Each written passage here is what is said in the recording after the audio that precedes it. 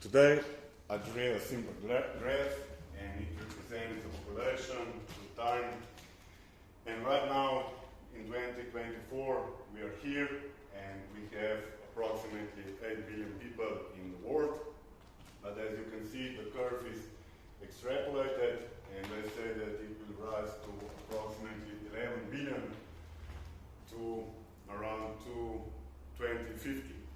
And here is the beginning of the 20th century. It was much less population.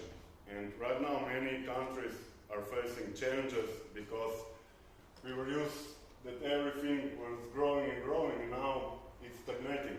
And if you look for Europe, for example, we have the birth rate, it's 1.5 children per woman, and in the United States it's on average 1.6 child per woman. So we face quite similar problems because that means that if you want to sustain the population on the same level, woman needs to have at least 2 children on average, even more because accidents happen and some they won't survive.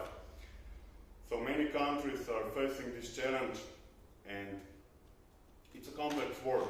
So I hope we will manage to do something about it.